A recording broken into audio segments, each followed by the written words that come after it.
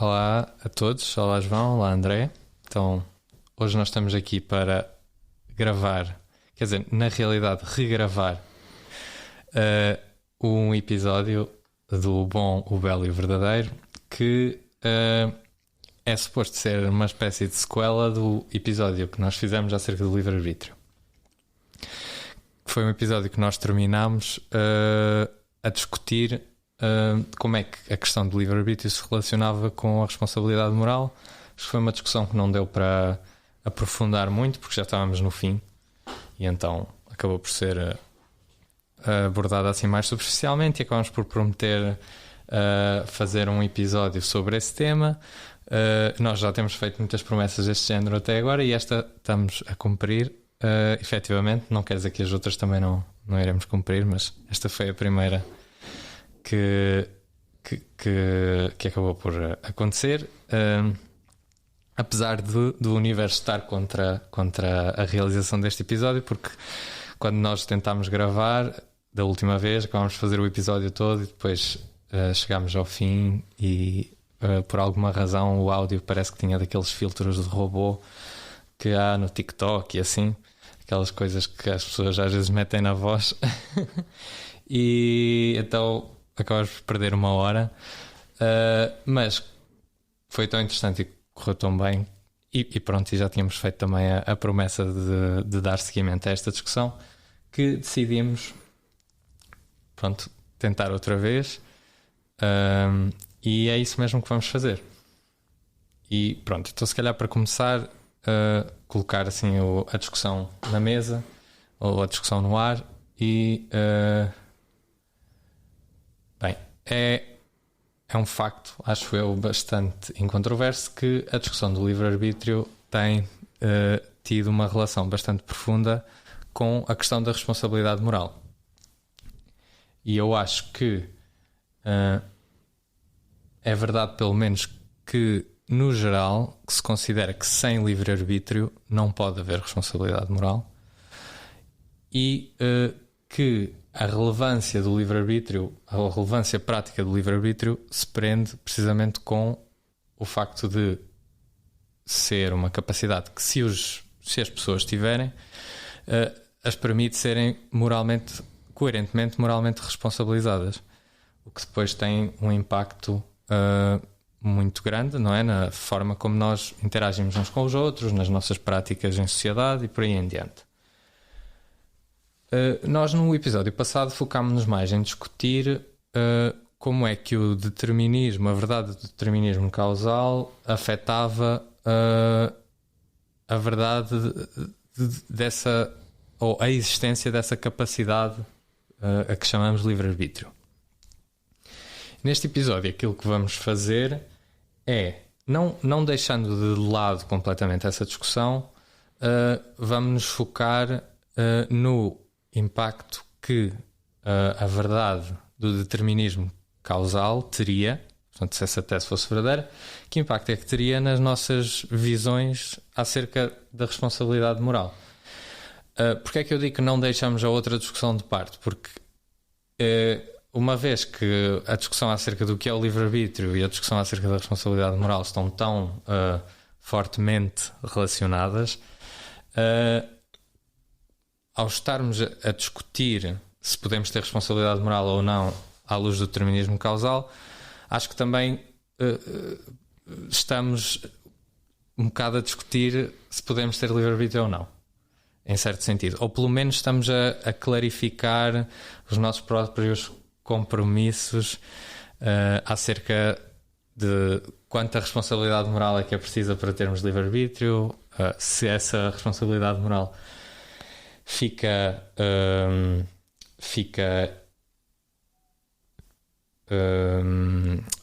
se fica em causa se o determinismo causal for verdadeiro, e pronto, e no fundo é isso. Esta discussão tem uma longa história. Existe um artigo particularmente interessante que eu acho que pode ser um bom ponto de partida para a nossa discussão hoje, que é o artigo Freedom and Resentment do Peter Strawson, em que ele vai dividir a discussão em torno desta questão em sensivelmente duas fações.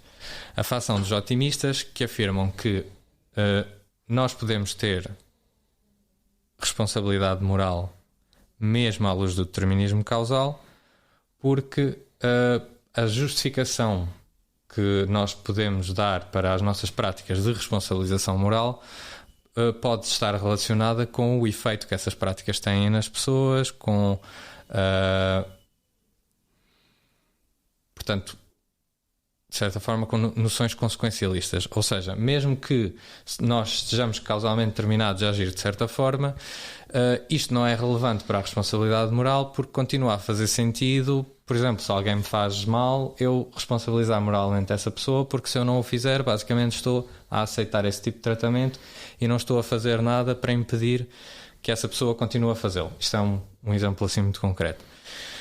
Isto seriam então o grupo de filósofos chamados otimistas pelo Strawson, que diz que não há problema para a responsabilidade moral se o determinismo causal for verdadeiro. Depois temos outro grupo, os pessimistas, que diriam não, mas isso não pode ser assim, porque a responsabilização moral é algo para além disso. A responsabilização moral não é só tu atribuires um ato a alguém e, por motivos consequencialistas, agires, portanto, responsabilizando essa pessoa. Tu precisas de sentir que o ato origina de uma forma específica nessa pessoa, e porque só assim é que ela é verdadeiramente moralmente responsável, e o determinismo causal seria incompatível com essa originação do ato na pessoa, porque basicamente tudo vem de uma série de causas e efeitos que já precedem sequer o nascimento de qualquer pessoa. Depois o Strawson dá a visão dele, que é que nenhum destas posições está correta. A primeira, porque nos levaria basicamente a adotar aquilo que ele chama uma atitude objetiva, ou seja, começávamos a tratar-nos uns aos outros com uma frieza que na prática nós só reservamos para casos limite. Ou seja, em vez de nos olharmos como agentes, iríamos olhar-nos como objetos a manipular, a gerir. Ele diz manage, e portanto essa resposta não é boa para ele por causa disso. E a outra resposta, a resposta pessimista, também ele não considera que seja a resposta correta, porque na sua ótica estas nossas práticas de responsabilização moral não implicam esta visão da ação como algo que origina de forma especial no agente, que seria incompatível com o determinismo causal, certo? Mas sim, portanto, essas práticas de responsabilização moral, são sim relacionadas com o caráter da vontade do agente enquanto age. Portanto, se uma pessoa faz uma coisa acidentalmente, mesmo que nos magoe, nós não a vamos responsabilizar moralmente. Se o faz de propósito, com má vontade, já a vamos responsabilizar moralmente. E pronto, assim muito brevemente é esta a forma como o Strawson resume a discussão, e é esta a posição que ele assume. E pronto, eu acho que pode ser um bom ponto de partida para a nossa discussão, que é, no fundo, podemos ter responsabilidade moral pelas nossas ações se o determinismo causal for verdadeiro. Ou seja, que eu acho que é o mesmo que dizer podemos ter responsabilidade moral sobre as nossas ações se tudo aquilo que nós fazemos temos que fazer tal como fazemos. Portanto, num certo sentido metafísico, não temos opção. E se calhar pergunto-vos o que é que vocês acham acerca disto. Acham que sim, que não, talvez? Discutindo. Boa tarde a todos os que nos estão a ouvir. Boa tarde, André. Boa tarde, José. Assim, eu creio que fizeste um ótimo resumo dessas posições e podemos começar precisamente por discuti-las. A posição, eu não sei qual é a vossa opinião acerca da posição a que o Strawson chega no final, mas aquilo que me parece é que há algo que eu pelo menos gostaria de manter. Há um princípio que eu gostaria de continuar a defender, que é: existe uma separação entre aquilo que é a prática, a antropologia da responsabilização, digamos assim, aquilo que os humanos fazem, normalmente fazem, quando alguém age de uma forma que consideramos moralmente boa ou moralmente má. E, portanto, isso seria algo quase empiricamente a ser descoberto empiricamente, ou seja, como é que os seres humanos tratam as pessoas quando elas agem, como é que os humanos criam instituições que punem ou criam instituições que recompensam quem faz algo que se considere ser valioso. E isso é uma discussão, é algo interessante, mas parece-me que é diferente da pergunta que eu creio que temos que colocar em filosofia e que é indispensável, parece-me, para tratar os seres humanos como agentes, como humanos, que é: estamos ou não justificados? Temos razões para agir da maneira como agimos? Ou seja, estas práticas de responsabilização estão de acordo com aquilo que é objetivamente a responsabilidade ou a não responsabilidade dos agentes. E parece-me que é, se adotarmos essa perspectiva, ou seja, que se adotarmos que a justificação deve estar em alguma propriedade das próprias ações dos agentes, ok? E é a partir dessa propriedade objetiva que as ações apresentam, ou que os agentes apresentam, que os podemos responsabilizar ou não pelas suas ações. Mas essa diferença entre justificação e aquilo que é o que acontece, ou seja, a atualidade, aquilo que realmente e efetivamente os humanos fazem, parece-me que é uma distinção que temos de fazer, até para não chegarmos talvez também primeiro a uma espécie de determinismo antropológico, ou seja, dizemos os humanos costumam fazer isto, costumam reagir desta forma ou responsabilizar desta forma aos humanos, portanto agora temos que fazer isto. Ou até dizer que isto é algo universal, quando talvez até nem seja. Não sei o que é que vocês acham sobre este assunto, mas esta seria assim o meu primeiro comentário sobre essa posição. No entanto, assim, pegando um pouco do que o José já tinha feito a introdução, são dois assuntos que, por isso mesmo que a gente escolheu fazer esse episódio logo em seguida do episódio sobre liberdade ou livre-arbítrio, porque são coisas que estão de fato entrelaçadas, né? Se uma pessoa tem liberdade, ela tem responsabilidade. Se ela não tem liberdade, ela geralmente não tem responsabilidade. E quando gravamos o episódio sobre livre-arbítrio, eu defendi, eu penso que a forma como eu vejo o mundo está muito mais próxima do incompatibilismo. Eu acho que se o determinismo causal for correto, não existe liberdade. Porque a gente não consegue discernir a diferença de um ato de um ser humano para algo que ocorre na natureza. Porque algo que ocorre na natureza está determinado pela física. E se nós somos tão determinados quanto a própria natureza, nossas vontades e nossas ações também. Então, se nós estamos determinados, nós somos livres, e se não somos livres, também não podemos ser responsáveis. E é exatamente isso que eu não consigo compreender na noção compatibilista, né? Eu até consigo entender que talvez o problema da liberdade não seja fundamentalmente necessário para se discutir ética. Mas como atribuir responsabilidade moral a coisas que factualmente já deveriam acontecer de qualquer forma, né? E isso eu acho que é difícil mesmo de se fazer, no princípio. Respondendo isso só e tentando ligar aqui as duas questões. Primeiro, respondendo ao João, dizendo que eu concordo com aquilo que tu disseste, ou seja, eu acho que a justificação da prática da responsabilização moral não pode estar na própria prática. O Strawson tem uma perspectiva naturalista, portanto, no fundo, aquilo que me parece que ele está a fazer é precisamente isso. Ele diz que estas discussões metafísicas acerca da liberdade não têm nada a ver, na realidade, com a maneira como as coisas acontecem quando as pessoas estão a responsabilizar moralmente. E tudo bem, eu até aceito que em muitos casos não tenham, não é? Portanto, nós reagimos e culpamos e chateamos-nos e fazemos muitas coisas sem estarmos a pensar, mas será que esta pessoa teve livre-arbítrio num sentido metafisicamente forte? Agora, eu acho que existem algumas situações em que mesmo que não façamos isso, ou seja, mesmo que não passemos por esse processo de pensar sobre isso, há certos juízos que estão implícitos nas nossas práticas de responsabilização moral, e acho que são juízos que são metafisicamente carregados, metafisicamente comprometidos. Em relação Posso acrescentar aqui? Sobre este assunto ainda, para depois passarmos para a questão que o André colocou, até porque os próprios princípios que regulam aquilo que se considera ser adequado na responsabilização dos agentes também vai mudando ao longo do tempo. Portanto, se justificarmos a prática com a própria prática, parece que caímos numa espécie de eu nem sei que palavra utilizar neste caso. Talvez, não. De um relativismo histórico.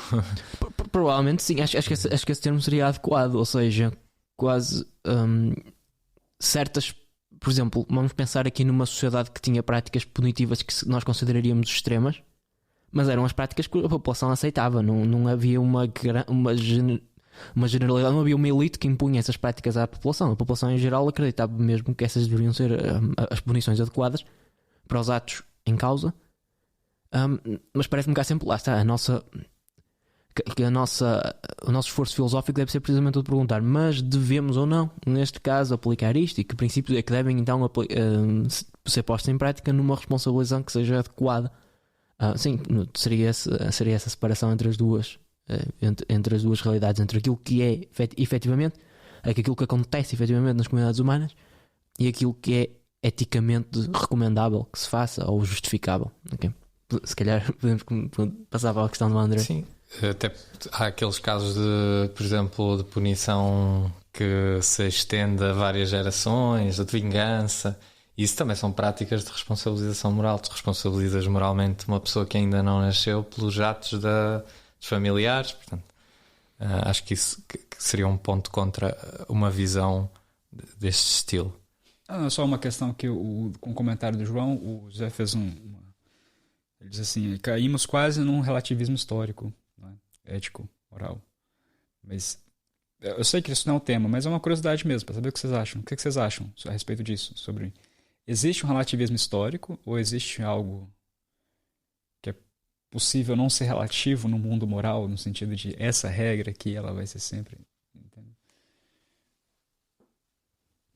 Entende? A minha posição, assim, eu vou formulá-la sem ter pensado muito na formulação que vou utilizar, mas seria: mesmo que não haja nenhuma regra que efetivamente tenha sido posta em prática na humanidade até hoje que seja absoluta, eu creio que existem princípios morais, provavelmente se calhar até por descobrir, ou por limar, ou por aperfeiçoar, ou por refinar, etc. Podemos usar aqui o verbo se calhar que seja mais adequado, que são os mais recomendáveis numa situação. E acho que o raciocínio moral, de certa forma, exige que nós estejamos à procura precisamente desses princípios, ou dessas formas de agir que sejam as mais adequadas, e que isso é uma verdade objetiva e não apenas historicamente relativa. O que não quer dizer, obviamente, que as normas, os princípios que eu, neste momento, ou que cada um de nós põe em prática, ou que aceita, pelo menos, em termos teóricos, sejam os corretos. Ou seja, não estou a defender a minha comunidade, mas creio que em geral, sim, eu pressuponho que existe esse tal ideal ético que me parece ser algo necessário para o descoberto e o raciocínio moral. Ok? Sim, eu também tenho uma posição semelhante. Eu acho que não sei como é que se pode ter mesmo seriamente uma posição, ou melhor, não é bem isso, mas eu acho que se tivermos uma posição realmente de relativismo histórico, então acho que estamos mais ou menos comprometidos com a afirmação de que a ética é uma mera descrição de certos códigos de conduta, quase tipo sociológica histórica. E eu acho que existe uma componente diferente da ética, que é mais propriamente filosófica, que exige que haja alguma objetividade, que pode, lá está, não ser, não quer dizer que cheguemos a princípios absolutos, mas acho que tem que haver esse pressuposto para que a discussão faça sentido. Essa é mais ou menos a minha posição. Eu diria que neste caso a nossa justificação, porque pelo que também estás a dizer, eu estou a falar também por ti, José, com base naquilo que acabaste de dizer, eu acho que a justificação para essa objetividade, ou seja, para esse, ou pelo menos vamos chamar assim, não relativismo, seja histórico, cultural, antropológico, porque também pode ser um relativismo que seja idêntico para todos os seres humanos, mas seja relativo à espécie humana, por exemplo. Também podemos ter essa posição, também seria uma espécie de relativismo, apesar de não termos, se calhar, nenhum outro agente racional com quem comparar isso, esse padrão, ok? Mas estaria na mesma relativismo. O que eu creio é que o nosso argumento a favor disso é uma espécie de argumento transcendental, ou seja, é quase que precisamos da suposição de que existem essas verdades e princípios que regulam a ação, ou que deveriam regular a ação, para conseguirmos fazer raciocínio moral, ou seja, para conseguirmos ter práticas morais. Aqui estou aqui a utilizar a palavra transcendental no sentido kantiano, não é? De condições de possibilidade, ou seja, que para sermos seres que se guiam por razões morais, parece-me que precisamos de supor que existam essas razões morais para nós agirmos, qualquer coisa deste género. Eu tendo assim, mas é mais por uma questão pessoal mesmo, da filosofia que eu já tive contato até então. Mas eu me sinto mais ou menos à vontade com o relativismo histórico. Eu entendo onde se parte a noção de que é necessário termos em mente de que é possível buscar algo além do que o momento histórico que a gente vive. Então, a ética pressupõe nós, enquanto pensadores, encontrarmos ali coisas que transcendem, digamos, entre aspas, o tempo. Não é? Eu fico pensando, talvez, aqui, valores morais que podem ser... Não exatamente valores morais, mas assim, guias morais ou norteadores morais que podem ser objetivos. Por exemplo, sei lá, não matar. Né? Só que até mesmo esse objetividade de não matar, ele vai depender também de um contexto histórico que se aplica ele ou não. Quer dizer, apesar da gente achar e compreendermos que matar é errado, quer dizer, temos guerras, temos países que têm pena de morte, temos uma infinidade de coisas acontecendo que essa objetividade do valor moral, ele é ideal mesmo, no sentido de... Ele não é objetivo no sentido objetivo / empírico / que encontraríamos no mundo, mas eu penso nele como mais um ideal que o filósofo assume de que é isso que ele está buscando, do que algo que de fato acontece na realidade. Não sei se fez algum sentido, mas é porque eu sou muito relativista, eu tendo aí para esse lado mesmo. Eu acho que aí isto podia se ligar um bocadinho com a questão que nós estávamos a discutir, porque não sei se era assim que tu estavas a pensar, mas ok, existe um valor, não é? Existem certos valores que tu reconheces como objetivos, que transpõem o período histórico. Agora, o período histórico concreto vai ter muitas determinantes que vão influenciar se esses valores são postos em prática ou não. E, por exemplo, da nossa a responsabilização moral dos agentes, se cumprem ou não esses valores, também vai ter muito a ver com o contexto histórico em que eles se encontram. Não sei se era por aí que tu estavas a pensar. Okay, é que, sendo assim, acho que isso também se relaciona um bocadinho outra vez com a questão inicial, que é... Então, as condições causais que levam a uma ação são importantes, na tua perspectiva, para o juízo moral acerca do agente e, portanto, e a atribuição de responsabilidade moral. E eu queria regressar também à pergunta que tu fizeste há bocado acerca, no fundo, a tua perplexidade acerca da possibilidade de haver responsabilização moral se o determinismo causal for verdadeiro. No início eu estava a falar daquela divisão entre os otimistas e os pessimistas, os otimistas, portanto, que seriam as pessoas que têm uma visão compatibilista acerca da responsabilidade moral e do determinismo causal, vão basear essa responsabilização nas consequências que ela tem. E baseando isto na visão do Strawson, na exposição que ele faz, mas que eu acho que é útil para nós começarmos a pensar estas coisas. E portanto, Imagina, se tu responsabilizas moralmente alguém, não por sentires que a pessoa é efetivamente a gênese da ação num sentido profundo, tu pensas que a pessoa, portanto, que há certas causas e efeitos que levaram a pessoa a agir tal como agiu e que a levaram necessariamente a agir assim. Se tu a responsabilizares na mesma porque achas que se a responsabilizares, então essa pessoa, por exemplo, vai aprender a não agir dessa forma. Portanto, se tu a responsabilizares a pessoa, se tu falares com ela, explicares porque é que a forma como agiu é errada e por aí em diante, se acreditas que isso vai ter um impacto na pessoa, que vai mudar o comportamento da pessoa, então tens aí uma justificação para a responsabilização moral que é compatível com o determinismo causal, porque a tua própria interação com essa pessoa e o resultado que ela tem pode ser causalmente determinado, tudo bem, mas tu queres que seja assim e também estás causalmente determinado a querer que seja assim porque tu queres, sei lá, queres o melhor para ti, queres o melhor para essa pessoa e para estes autores otimistas está tudo muito bem, isto é mais do que suficiente, para que é que nós precisamos mais do que isso? Eu acho que aqui entra uma pergunta que eu fiz, não sei se foi antes do episódio, ou agora que a gente já começou a gravar, mas a questão é a seguinte. Ok, os otimistas vão entender o seguinte, mesmo que nós somos determinados, tanto faz, na verdade, porque a responsabilidade moral, ela é parte da nossa sociedade, ela que também constrange as pessoas, digamos assim, a agirem assim. Então, assim, as leis, as regras morais, elas fazem parte da causação que determina as nossas ações, né? Mas outra coisa que me deixa perplexa é por que, por exemplo, houveram terremotos na Islândia, 3 dias depois houve uma erupção vulcânica. Digamos que isso fisicamente estava determinado. Digamos. Mas a gente não diz, olha, os terremotos são moralmente responsáveis pela erupção do vulcão. Mas nós dizemos que as ações dos humanos são moralmente responsáveis. Qual que é a diferença entre o terremoto e um vulcão e um ser humano? Tomando como pressuposto de que a natureza, ela toda, está determinada. Por que certos eventos são moralmente avaliados e outros não?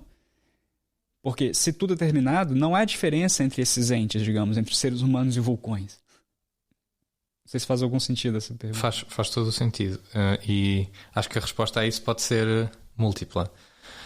Mas podemos começar por fazer mesmo esse exercício. Ok, qual é a diferença então? Se os vulcões e as pessoas são igualmente causalmente determinados, existe alguma diferença entre vulcões e pessoas que ainda assim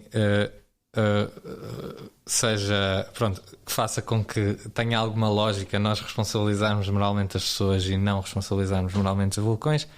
Isso depois vai depender do que queremos dizer por responsabilizar moralmente. Mas se responsabilizar moralmente, por exemplo, for incluir, por exemplo, apelar às capacidades racionais de um agente para que ele mude o seu comportamento.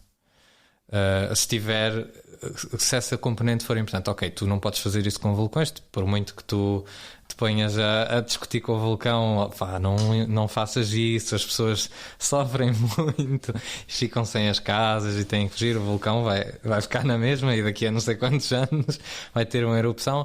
Então tu ages de outra forma, se calhar vais sei lá, cientificamente vais arranjar a maneira de, ou então tiras as pessoas de lá, ou arranjas maneira de alguma forma, pronto, de proteger as pessoas ou de evitar o desastre. No caso das pessoas, mesmo que elas estejam determinadas causalmente, se parte daquilo que as determina causalmente for esse diálogo e essa racionalidade, então pode haver uma responsabilização diferente. Ou seja, podemos dizer que se a responsabilização moral for só esta capacidade de entrar num diálogo, ser afetado por ele, então ok, aí já terias condições suficientes para responsabilizar moralmente. Claro que isto não é incontroverso. Depois eu também estava a pensar que um vulcão não se pode dizer que agiu de forma egoísta ou que que agiu sequer, não é? O vulcão, a erupção não é porque o vulcão se está a marimbar para as pessoas e apesar de saber que as pessoas vão sofrer com a sua erupção, não lhe interessa nada isso. Enquanto que as pessoas, pronto, têm motivações, têm consciência daquilo que estão a fazer, têm intenções, e tudo isto é compatível com o determinismo.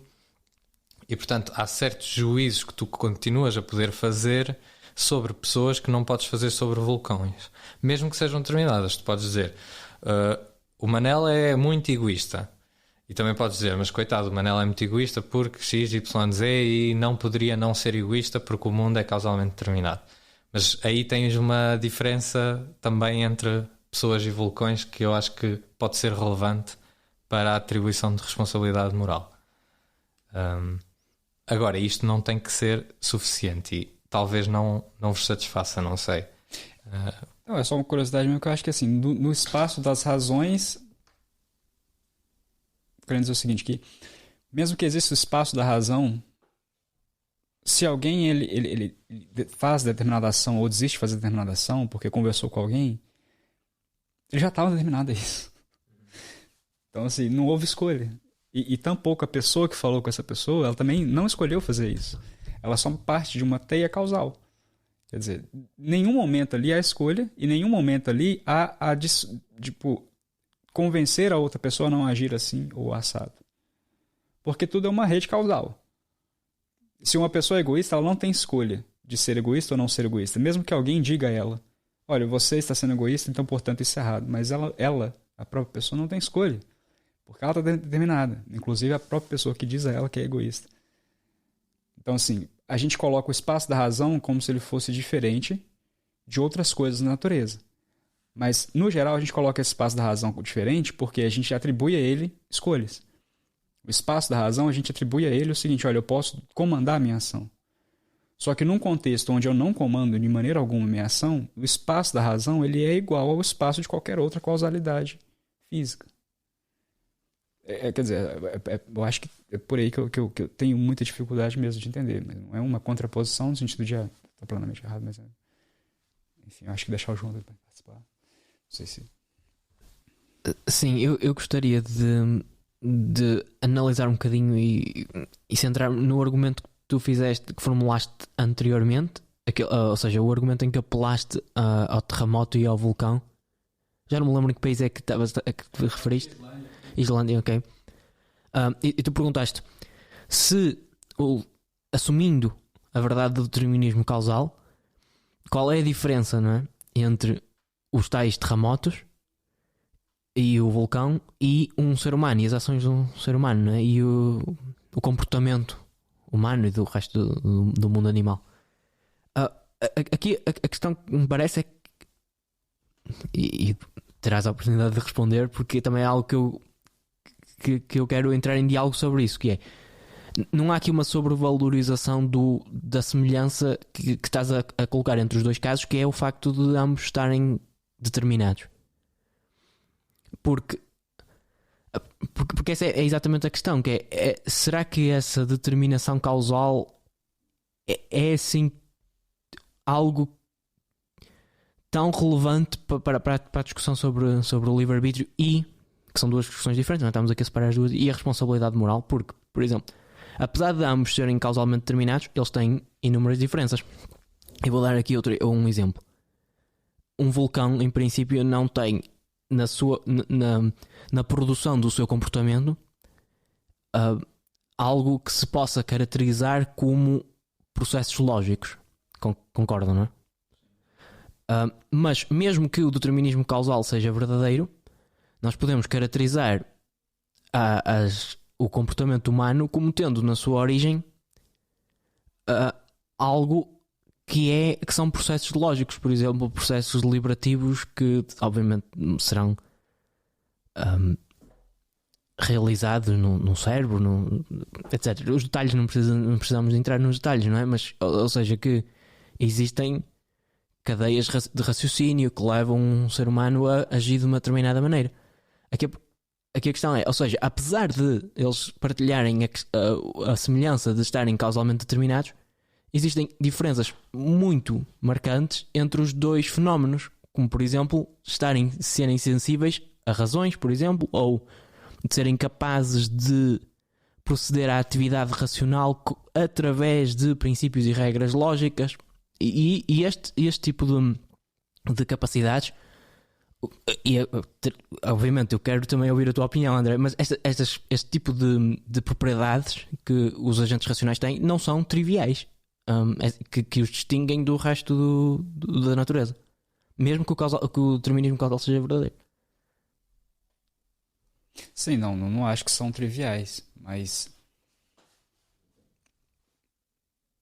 é como eu disse, ao mesmo tempo que não é trivial, a gente pode dizer o seguinte: olha, existem eventos na natureza que são mais complexos do que outros, ok, né? Os seres humanos são mais complexos do que vulcões, né? Nós não só temos a corpo biológico que vai agir tal como um vulcão age, mas podemos também ter o espaço da razão. Só que o meu contra-argumento vai sempre no sentido que eu já tinha falado para o José, que é, mesmo essas qualidades não triviais do ser humano, mesmo que elas sejam diferentes das qualidades de um vulcão, na natureza, pegando como ponto de partida o ponto metafísico que se parte, na natureza são iguais.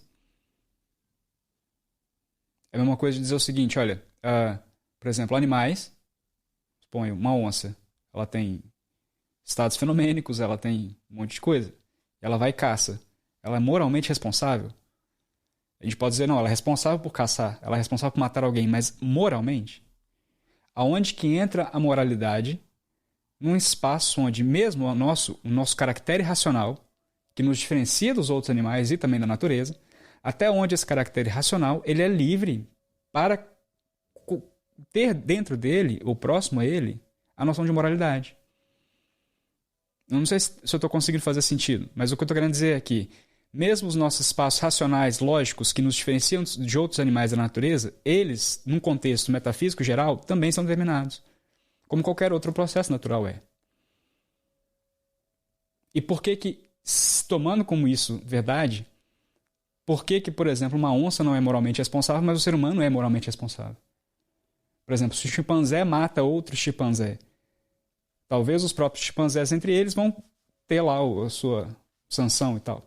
Mas eu, olhando de fora, como um ser humano, vou dizer, tá, ele só agiu na brutalidade de um animal selvagem, pronto. Eu não estou dando a ele liberdade, não estou dando a ele um julgamento moral. Mas por que fazemos isso com o ser humano? Aí aqui entra a questão. Eu acho que a gente diz o seguinte: olha, somos todos nós somos determinados, como a natureza em geral, mas a gente tem um espaçozinho de razão que nos permite não ser tão igual à natureza.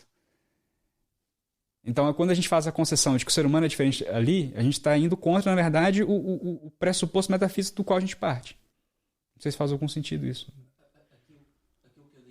E o meu comentário é bastante rápido acerca disso. Eu consigo entender exatamente aquilo que estás a dizer. A minha resposta talvez seria: mas podemos ter a posição de que aquilo que há de diferente é mesmo essa capacidade lógica, racional,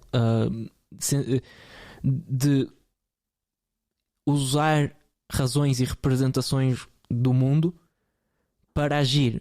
E se nós tivermos essa posição, não é muito relevante irmos atrás e procurarmos, mas em termos, numa outra descrição, no fundo, tudo o que está a acontecer é sempre igual, porque aquilo que há de diferente já é mesmo esse facto de nós sermos capazes de raciocinar e os outros não serem. Ou seja, não é aqui dizer que a razão é algo muito especial em relação ao resto, é dizer que essa capacidade racional é especial no sentido da responsabilidade moral, pelo menos, ou do livre-arbítrio. Mas eu não tenho muito mais comentários. Se calhar o José pode querer comentar mais alguma coisa. Eu estava a pensar que bem, eu podia partilhar aquilo que eu acho assim no geral sobre esta discussão, e isso talvez possa também ser, não sei, pode ser elucidar ou não, mas pronto. A ideia é que, voltando àquela discussão inicial e voltando àquelas várias perspectivas acerca então da relação da responsabilidade moral com o determinismo causal, eu acho que de facto há algo na responsabilidade moral que, tal como nós a entendemos, podemos chamar responsabilidade moral convencional, que é mesmo incompatível com o determinismo causal. não, portanto, o tipo de responsabilidade moral que se focaria em apelar à capacidade racional de outros agentes, ou ser capaz de dialogar moralmente com outros agentes, dos próprios agentes apresentarem razões para agirem tal como agem. Portanto, nós conseguirmos atribuir as ações e responsabilizar moralmente num sentido mais focado no futuro, não é? Focado naquilo no impacto que a responsabilização moral tem, na importância que tem. Acho que isso é compatível com o determinismo, mais ou menos pelos motivos que discutimos aqui e que geraram controvérsia. Portanto, eu não acho que este assunto esteja resolvido, mas eu acho que referir o que é que eu acho que fica de fora pode ajudar, que é, para além disto, na responsabilização moral, eu acho que existe uma crença, em muitos casos de responsabilização moral, pelo menos, de que em algumas circunstâncias os agentes merecem as consequências das suas ações. E, portanto, se eu ajo moralmente mal, conscientemente, intencionalmente, e há consequências negativas para mim, eu as mereço. Ou o contrário. E eu acho que isso aí já entra em tensão com o determinismo causal. Portanto, eu acho que, ou seja, eu concordo contigo em parte, porque eu acho que há algo na responsabilidade moral, tal como nós já entendemos, que está em tensão com o determinismo causal, que é esse merecimento que não deve ser entendido como, ok, as pessoas merecem as consequências das suas ações porque isso tem consequências boas, mas que existe algo que é intrinsecamente bom portanto, no desconforto que alguém sente quando há consequências negativas das suas ações moralmente negativas. Acho que isso seria um exemplo. Dizer que, ok, o mesmo se passaria no caso de haver algo intrinsecamente bom na felicidade de alguém que agiu moralmente bem e que depois é recompensada. Eu acho que isso aí já não é tão dificilmente compatibilizável com o determinismo causal, porque a felicidade de ser uma coisa intrinsecamente boa é mais fácil de defender do que o contrário. Mas pronto, então a minha questão é essa. Eu acho que nem é verdade que tenhamos que nos tratar de forma objetiva e sem apelar a capacidades racionais e a diálogo moral, nem é verdade que toda a responsabilidade moral seja compatível, tal como nós a entendemos, seja compatível com o determinismo causal. Eu não sei se isto foi útil no teu caso. Foi bastante, sim. Ok. Não sei se sentes que para ti é isso também, ou se continua a ser uma questão mais relacionada mesmo com a natureza das decisões e do raciocínio, se o determinismo causal for verdadeiro. Porque eu sinto que isso, acabamos por se calhar não resolver esta questão. Eu concordo plenamente com você e acho que sim, tá muito dentro do que eu estava imaginando. A minha dificuldade, não é nem a dificuldade, é que como a gente já gravou o episódio do livre-arbítrio, e esse episódio também nós já gravamos, estamos regravando agora, eu já venho com uma ideia de que a forma como eu penso está muito mais próxima do incompatibilista. Então, ou seja, eu vou assumir que se o determinismo causal está certo, não existe liberdade, e se não existe liberdade, portanto, não existe responsabilidade. Agora, a minha dificuldade é justamente compreender essa responsabilidade, essa liberdade num universo causal, e apesar da minha dificuldade de compreender, eu também entendo que, por exemplo, filosoficamente falando, quando a gente vai investigar alguma coisa, quando a gente está interessado em investigar alguma coisa, a gente parte de certos pontos, e também é muito válido, por exemplo, a gente diz o seguinte, olha, o determinismo causal é verdadeiro, mas eu vou deixar isso de lado para poder avaliar as nossas ações práticas e etc, etc, etc. Né? Só que também num modo filosófico de se pensar, em algum momento, se a gente deixa de lado o determinismo causal, dizendo ele não é tão importante assim porque é só metafísica, a gente cai em algumas contradições, que foi isso que eu estava tentando mostrar com as minhas falas. Né? Se eu levar a sério o determinismo causal como ponto de partida metafísico, isso vai gerar problemas para quem compreende que a liberdade e a responsabilidade moral são compatíveis com esse determinismo causal. Né? Mas enfim, é só isso mesmo. Então, ambos, tu, José e André, vocês são incompatibilistas quando estamos a falar especificamente da compatibilização entre determinismo causal e um tipo de responsabilidade moral que é aquilo que temos vindo a chamar de responsabilidade moral como merecimento, não? Ou seja, que se o determinismo causal for verdadeiro, então o agente não pode ser considerado como merecedor de punição pelo ato que fez, por exemplo, algo mais robusto, digamos assim. Mas aquilo que me parece que vocês talvez difiram é: o José está aberto a mais possibilidades, mesmo que o determinismo causal seja verdadeiro. O José pretende procurar outras justificações para aquilo que são as práticas de responsabilização e, portanto, para a atribuição de responsabilidade moral aos agentes, e vai apelar, por exemplo, às capacidades racionais. Vocês vão me corrigir já de seguida se eu estiver a interpretar mal. E o André, o que está a dizer é: isso parece muito difícil de ser feito, ou seja, de continuarmos a ter práticas de responsabilização moral bem justificadas num universo que seja causalmente determinado. E, portanto, temos que falar da questão metafísica e, de certa forma, afastarmos-nos um pouco do determinismo causal para continuarmos a ter algum tipo, uma noção, workable notion de responsabilidade moral, de algo que podemos trabalhar. Sim, exatamente. Okay. Eu acho que também acaba por assim, fechando um bocadinho o círculo. Eu acho que depois a visão que nós temos acerca disto também vai influenciar a visão que podemos ter acerca da discussão do episódio anterior, da discussão acerca do livre-arbítrio, com se é compatível ou não com o determinismo.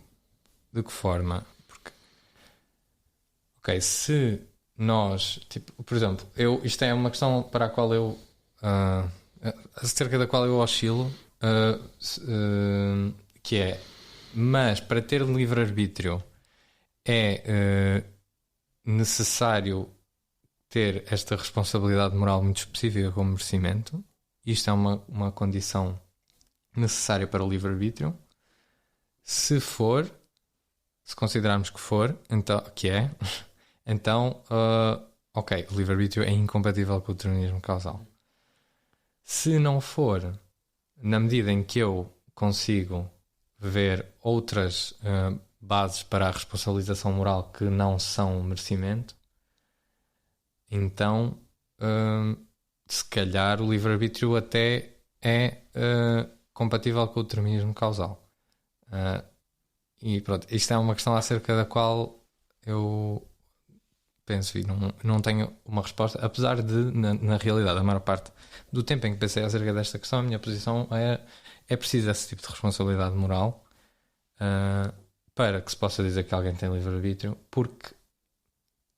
Porque, no geral, eu sinto que dizer que alguém tem livre-arbítrio já está carregado também disso, já tem esse compromisso. E, portanto, por isso, então o livre-arbítrio não é compatível com o determinismo causal. Mas demorou-me bastante tempo a perceber que era esse o motivo pelo qual eu considerava que o livre-arbítrio era incompatível com o determinismo causal. E tendo percebido, agora a minha visão já não é tão segura assim quanto a isso. Só porque, depois acaba por ser um problema de definição de qual é a definição de livre-arbítrio. Então, neste caso, se calhar, fazendo aqui uma espécie de resumo das posições que temos tentado defender, André, tu colocar-te-ias como um incompatibilista relativamente, se estivéssemos a falar do determinismo causal e do livre-arbítrio, e também do determinismo causal e da responsabilidade moral. Okay? Incompatibilista, não é? Seria a tua posição? O José provavelmente seria um possível compatibilista, ou relutante, mas pelo menos aberto à possibilidade de haver um compatibilismo entre determinismo causal e livre-arbítrio, que seria mais ou menos. Sim, se for entendido, lá está, com uma capacidade mais superficial de fazer decisões, raciocinar. E também poderias aceitar compatibilismo entre determinismo causal e responsabilidade moral, mas não a responsabilidade moral convencional, aquela que normalmente chamamos responsabilidade moral como merecimento. Desde que seja uma noção diferente de responsabilidade moral, uma noção refinada de responsabilidade moral, também poderias aceitar a compatibilização entre essas duas realidades. Exato. Mas não... Aquilo em que eu oscilo é se isso é uma compatibilização da responsabilidade moral na ausência de livre-arbítrio ou se é só uma compatibilização da responsabilidade moral com o determinismo causal. Sim, sim. Com esta noção de liberdade que não é bem livre-arbítrio, oscila entre essas duas. Mas sim, acho que fizeste uma ótima... E portanto, tu, André e José, vocês concordam neste último ponto, portanto, no incompatibilismo entre o determinismo causal e a responsabilidade moral como merecimento, vocês aí concordam totalmente. Sim. No resto, se calhar, discordam em alguns pormenores, não é? Sim. E portanto aí depois isso vai obviamente ter impacto na forma como vocês pensam a relação entre ter liberdade ou ser livre e estar a ser moralmente responsável. Portanto, a conexão entre essas duas, se calhar o André é muito mais, se calhar tende a, acho que percebeu-se isso claramente durante o episódio. Portanto, tu consideras que existe uma conexão muito mais estreita entre essas duas noções do que se calhar tu consideras, ou pelo menos assim à partida. Sim. Ok. Porque aquilo que me parece porque a mim, e obviamente eu não tenho certezas em relação a este tema, mas aquilo eu colocar-me como um compatibilista em ambos os sentidos, ou seja, um compatibilista relativamente ao determinismo causal e livre-arbítrio, e também compatibilista relativamente ao determinismo causal e à responsabilidade moral como merecimento. Portanto, seria aqui o ponto mais controverso ao qual que eu poderia avançar neste podcast seria esse. É este segundo. Ou seja, a compatibilização entre estar causalmente determinado e ser responsável moralmente e merecer essa responsabilização, a prática de responsabilização que eventualmente poderá decorrer daquilo que fazemos. E só para, muito brevemente, para não ocupar assim muito espaço, porque já estamos adiantados no tempo, mas o meu argumento, ou pelo menos um dos argumentos que eu pensei e que me fazem ainda querer tentar defender este tipo de compatibilismo é pensar na forma como eu me responsabilizo ou como eu me devo responsabilizar, melhor dizendo, em primeira pessoa, pronto, a mim próprio e pelos meus atos. E o que eu penso imaginem que eu faço uma ação que é moralmente errada. Por exemplo, eu prometi algo a alguém que é algo importante, portanto era uma promessa com algum valor, portanto não era uma promessa assim banal, trivial, e quebrei a promessa, não a cumpri. Eu creio que eu tenho que estar, se seguir princípios morais que me parecem a mim ser os aceitáveis, eu tenho que estar aberto à possibilidade de aceitar que a outra pessoa está justificada em, por exemplo, estar zangada comigo, e que isso pode até causar-me sofrimento, mas eu tenho que me considerar merecedor dessa atitude de reprovação por parte da pessoa a quem eu faltei à palavra. E o que me parece esta é a melhor forma ou seja, é aquilo que eu tenho que fazer, é aquilo que eu estou justificado a fazer, essa aceitação, mesmo que, ou seja, essa aceitação não é derrotada, não é cancelada logicamente, mesmo supondo, e isto vamos fazer aqui um cenário hipotético em que eu agora recebi a informação 100% certa de que o determinismo causal é verdadeiro. Mesmo assumindo que o determinismo causal é verdadeiro, eu creio que tenho que continuar a aceitar, devido a todos os princípios que já aceitei antes, que eu sou merecedor daquela reprovação. E a mim parece-me difícil. Se calhar há formas de escapar a este raciocínio que não exigem uma responsabilidade moral como merecimento. Mas a mim, assim, à partida parece-me difícil de escapar. Portanto, que aquilo que são os princípios morais que devem estar em jogo na minha deliberação moral não me levem a essa atitude, ou seja, de considerar que eu sou merecedor, mesmo sabendo que sou causalmente determinado. Ser merecedor mesmo sendo tudo determinado é algo, sei lá, não leve isso como uma crítica muito forte, mas porque não é porque eu acho que só se assemelha mesmo. Dizer assim, olha, eu sou merecedor, ou seja, portanto, eu tenho algum grau de responsabilidade, mesmo que tudo seja determinado. É uma frase que, digamos assim, ela tá num centro ali, no âmbito, digamos, a gente tá tratando de determinismo causal físico, mas é muito próximo de alguém dizer o seguinte: não, Deus me criou, meu destino tá feito e eu mereço tudo. É muito próximo. E uma questão que eu também levantaria é, apesar de eu percebo aquilo que tu dizes, João, e eu acho que tu podes argumentar que na prática a crença na responsabilidade moral como merecimento é melhor para a nossa conduta, portanto é mais produtiva moralmente. Se nós não tivermos essa crença, tornamos-nos, se calhar, pessoas que não são tão capazes de reconhecer os seus erros, que não são capazes de ser tolerantes quando encontram, portanto, quando há consequências para as suas más ações e por aí em diante. Ok, isso é uma linha de argumentação possível.